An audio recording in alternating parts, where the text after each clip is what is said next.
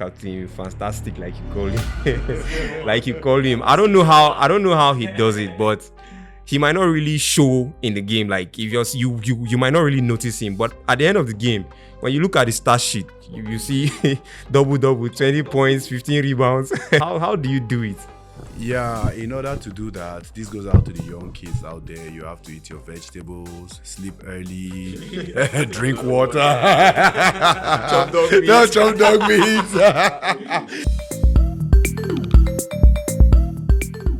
The NBBF Men's Premier League started late in October, and the winner of the championship is going to represent Nigeria in the next Basketball Africa League. Now, there are two conferences, the Atlantic Conference and the Savannah Conference, with 8 teams in each conference. So we are going to be reviewing the Savannah Conference because that's where we all were. So with me today is Bright Akwete, captain of City Chiefs Basketball, Yusuf Maji, Whiten. You know, he's one of the most prominent faces in Nigerian basketball media. And the best GM in the FCT. And we also have Umar Garba, the captain of Nile University Basketball. AKA Sniper. Yeah, so we're going to be giving you guys the best gist, inside stories and everything that happened in the Savannah Conference. And first, I'd like to start with your game, Umar. Which was the last game against Nile University and Customs. And that game was like a highlight of the conference. Yeah, man, we needed to win that game, man, because we were in a very dicey situation last year. We almost made it to the playoffs before the NBBF now said they just want to do a Final Four, and we were the third place team in the conference, so we couldn't go for the Final Four. Yeah. So this year we were in a similar situation, so it was win and be safe. I think it was also a statement because a lot of people wrote us off after the CDS tournament. We didn't play as Nile University, we played as FCT Rockers, but it was the same team. So after the CDS tournament, a lot of people were saying, these guys, they really know be anything to do for league. They know they're ready and all of that. So it was a statement. We needed to make a statement, send out a message that we do. So aside that game, I think the entire Savannah Conference was really, really intense. Aside from City Chiefs that are top of the conference and Bauchi Nets that are definitely going to lose every game. I think every other game was that's how you know basketball is in the Savannah Conference. No shit to anybody. The Atlantic Conference naturally because these guys you just know who will be the best team for them. You understand? You know who will be the best team for them. You know who will be the second best team for them. You already know the outcome of that side. But till the last day of the final final 8, you don't know who. The only person that was certified was City Chiefs because they don't win their 7 straight games. 7-0. Big ups to the City Chiefs, man. 7-0 will not be bees. But second best place team, third and fourth, we don't know who will be there. And another very interesting game was the Custom City Chiefs game. I think that was like the toughest game City Chiefs played because every other game they won with 10 plus points, but that particular game against Customs, it was they won with just 3 points. Yeah, so a lot of things were a lot of rumor here and there that that was after the first half actually that it'd be like City Chiefs go lose this game, But thank God we have Bright here as the City Chiefs captain. So what was happening on the bench that time? Funny enough, right? We were just vibing. So I don't think that was like the toughest game. But if you say toughest in terms of the points, the scores, but we were just vibing. We were just catching cruise, enjoying ourselves, as supposed. Mm-hmm. But yeah, the game, I think it was after Customs lost 3 straight games. Yeah. It's normal. It's normal when you see things not going your way, you call yourselves back together and be like, yo, see, we'll wake up. Yeah. So I guess that was what they did, and too bad we were playing each other next, and we didn't go there to lose any game actually. So and you didn't lose any game. Yeah, so no. King of the North.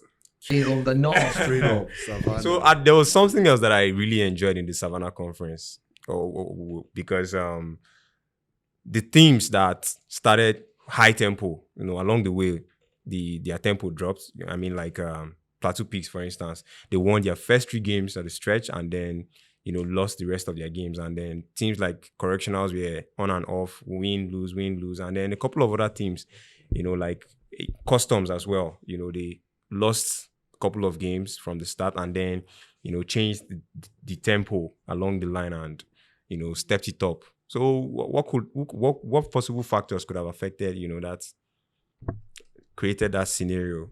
Yeah, using Plateau Peaks as reference, I think the players, shout out to them, Makap Sule, aka Makapi, Dele Ademola, who has toured around, playing for Gombe Bulls, Kano Pillars, and is back home now. Then Surajo, respect to them. These are people who have been playing ball for more than 2 decades. So playing actively 20 years. Them legs are going to be very tired. So I think the first 3 games, they were still fresh, strength-wise, stamina-wise, body-wise. Well, along the line, but the movie moved down, they shit, man. So they go tired. They go tired. But if you look at the dynamics, okay, now with the rest team, a very, very young team. Yeah. So they relied on their strength, which is what pace, transition, energy. Boom. If you look at City Chiefs now, that was a blend. The experience, then the young bloods. So when it was time to run, we had personnel who could run. Yeah, when it was time to bring experience to the floor, Captain Fantastic. Let's go handle business. I thought I was part of the young blood. Come on. So I think it really took a toll of Plateau Peaks. Yeah, I think that's one of the reasons. Then Correctional again, I think they were inconsistent. Very inconsistent. Roster-wise, you see these players today. That's why it's not just good to just stack up. And the absence of, I don't know which of the Hunoashi brothers, was it Moseno, Moseku? He was good, but I think second game he picked up an injury and that kept him off the roster throughout the tournament.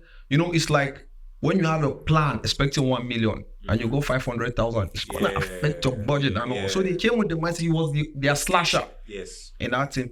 But his absence, so before they could adjust, boom, it was detrimental to them already. So I think these factors contributed. Therefore, Customs, I don't know what happened. How can you have an Abdul Yahya, AB, Godwin? Arguably the best shooter in the game. And for them, I know what happened.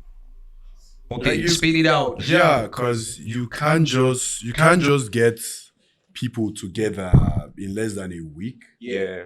And expect them to, no matter how good these guys are, you can't just expect them to go there and win it all. True. They're going to have 1 or 2 things they should have or could have fixed in practice. Actually, had their first game was their practice. That was a team.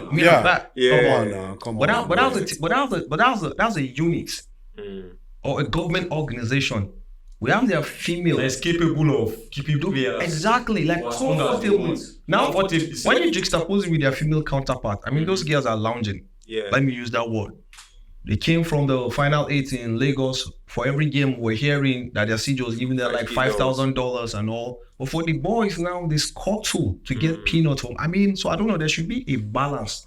By we talking about them, shout out to Nigerian Customs representing Nigeria out there. We hope you guys pick the ticket. I'm talking of the female team, no be the eBay. Yeah, so I like us to highlight some of the standout players or players that stood out during the first phase. For me personally, Captain Fantastic, like you call him, I don't know how he does it, but he might not really show in the game. Like if you might not really notice him, but at the end of the game, when you look at the stat sheet, you see double, 20 points, 15 rebounds. I'm really thrilled, man. How do you do it? Yeah, in order to do that, this goes out to the young kids out there. You have to eat your vegetables, sleep early, drink water. Chop dog meat. No, chop dog meat. Hey, yo. No, but really, that is one part of basketball I see a lot of people don't look into. Everybody wants to shoot, do all the fancy dribbles, all those kind of things. Nobody thinks about the dirty job. And like I always tell people, you see this rebound, you guys don't want to crash and get. Sometimes it's not that when you're there, you get it, but you stand a chance. It becomes a 50-50 chance, especially on offense. Once you get the ball and you put back, that's 1 rebound, 2 points. You get another one, 2 rebounds, 4 points. On defense, you get a rebound, it adds up. So at the end of the day, you see that all the guys going out there, trying to do all the fancy things, get all the show, you score more points than them. Plus, you get rebounds and you get blocks, you get steals, you get assists. A whole lot of So things. you end up stacking the stat sheet without doing much. Everywhere you get fouls too. I think what Bryce tried to say is you have to understand the game. True. A lot of these players don't understand the game. They already have what they want to do in their head. So once they step on the floor, this is what they want to do. And when it doesn't work for you, it makes you look stupid because you start playing, you start forcing things, you start playing bad. But you have to understand. Shout out to Tengwa again. Yeah. He told me something in Jos that as a player, as a big player on a team, you can score 30 points in 20 minutes. I was like, how? But he explained it for me briefly. He said, in every quarter, score 7 points. Yeah. And let the ball go. Get the attention away from you. Pass the ball, create for other people. Every quarter you can score 7 points. And then there are many points you have. And it's true, we got 4 quarters. 7 times 4 points. That's 28. If you score 7 points in every quarter, there are some quarters that you might get hot. Yeah. Go hot in one quarter. I had 4. You have to understand the game to that level. Knowing that if you have 10 minutes in a quarter and you play, let's say, 6 minutes as a good player, you have to get like 7 points. Yeah. Then you go and rest. Like Brian said, you can just get two rebounds and put backs. That's 4 points. You get fouled, you go to the free throw line, you score your 2 free throws. That's 6 points. You get a free layup. Now that you mentioned Williams, I just remember the last game against City Chiefs versus Plateau Pigs. You know, Plateau fans actually came out, full energy to come and support their. Because when the guy should score, fans, the whole team is. The guy he scored like 4 straight. Back to back. Man, he was in the zone. Not talking of this is the drive bomb and the you know what he I was chatting with him before the game. A day before then he was like, he has never played this kind of intense basketball, like back-to-back games and all. Then the floor wasn't that good. He mentioned the illumination and all. That's the light. But then even the whole lot of there were too much physicality in the game, bumping. So as a pro, we see go see Lucky Mouth. For every game he has a new sport for a stitch. Anyway, back to George Williams now, man. So he was like, now as a pro, that's one thing that increased my respect for him. He was able to marshal all these inconveniences and converted them into a positive energy. He was like, okay, third quarter, let me just come and shot and just down. And when he was done, after that stellar performance, he was like, yo, coach, I'm done. I ain't playing no more, man. I'm done. And that was all earning him the name. Like Nigerians, they no longer call him George Williams. It's Oga Willie. Now, okay, going forward, let's look at the final 8. Although, for now, as at the time of shooting this video, it is not certain from the Savannah Conference, except for City Chiefs and Nile University, who are first and second. I think Kano Pillars, who are third. We don't really know who the 4th team is. And then in Lagos, if, let me, like in my science class, if temperature and pressure remains constant, we know we know River Hoopers will be there, Hoops and Reed will be there, Nigerian Police and Kwara Falcons. If temperature and pressure remains constant. Okay, so that if the factors that I put in considerations is same as what is officially used, So those are the 4 teams that are. So what are we expecting? What is going to be the outcome? Okay, let's say you guys should rate from the 8 teams I mentioned now from both conferences. Let's hear your opinion about the team that will come out first 4, like top 4. After the final 8, yeah. For me, I would do by us. For my team, I don't want to give us position. We're a young team. Yeah. We're just going to make a lot of noise. I know that for sure. Yeah. We'll take it one game at a time. But if I'm going to give the championship this year to any team, I will give it to the City Chiefs because they look. Forget about the coach. Shall I give it one share? Forget about the consistency that River Supers have had. Yeah. I'm just being honest with. I believe the mindset that they should come to this final 8 with is wounded lion because now they already know who their biggest opposition is. Although maybe they don't forget Naisha. And like I said, we cause a lot of upset. We feel even win ourselves. So for me, City first, whoever second, if it be us, if it be Nile second, then who pass and whoever. But whoever win, man, for their voice. That's my own opinion. Although I said the Atlantic Conference is trash, but man, no disrespect to anybody. Nobody like saying that trash. They still get small juice. Conference, man, now we get the basketball. They play with more intensity and more, more fight. Therefore, give them the flashy stuff, the step back, the fancy and all those things. But when it comes to the real dog fight, man, how many of them this conference can't survive the basketball? They don't go back. Yeah. So already you're putting on your City Chiefs shirt, so I don't even need to ask. I know what your position is, and if I'm going to toe the part of sentiment, but I don't want to be sentimental. Like respect, I respect all my opponents. But you said something earlier, removing Bauchinet and City Chiefs up there. You know, in the Savannah Conference, you go to every game, you don't know who the winner who's going to win. That's true. You don't know. A whole lot of upset. Correctionals, BT, Plateau Peaks won now. Correctional won Customs. Gombe Bulls, I think won Pillars. Yes, they beat Pillars and Customs. So you don't know. That's the dynamics in the north.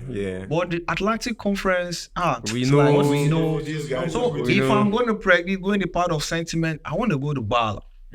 That's one. For sure. Then we respect here to River Supers, but they are like 3-0 against us. They won us last year. Then the CDS at the group stage and the finals. So I think we're going to come seeking our pound of flesh. And all. So if I'm going to put, you say top 4, City Chiefs number 1, then maybe we may slot in one spot for any team in the Atlantic.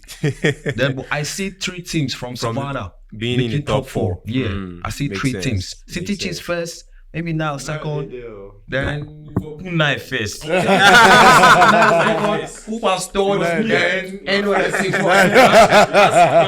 You can't switch the gesture. I did it somewhere because man, you can't play with those. No, for real now. No, those kids, I'm man, really, their energy. especially like you mentioned something. You mentioned something about I don't know. Are you trying to be humble or what? Sensational players. When he was one of the outstanding players in Savannah Conference. I mean, especially the way he started when we played them. Boom, boom, boom. First 9 points, man, from one. I was like, okay.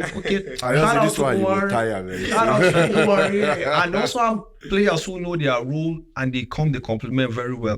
Aboje, Divine, Success, Tiga. Don't rule out what those kids are capable of doing. So like aligning my voice with him, definitely, they are going to cause a lot of upsets at the final age. You say, Coach Martin has more shit this Spaniard. All right, guys. So I hope you enjoyed this episode of The Bounce. Let us know in the comments and make sure to follow The Bounce with OG on Instagram so that you can get constant updates and subscribe to Hood TV on YouTube to watch the full episode. See you on the next one, and thank you guys for joining me. Pleasure. Always a pleasure.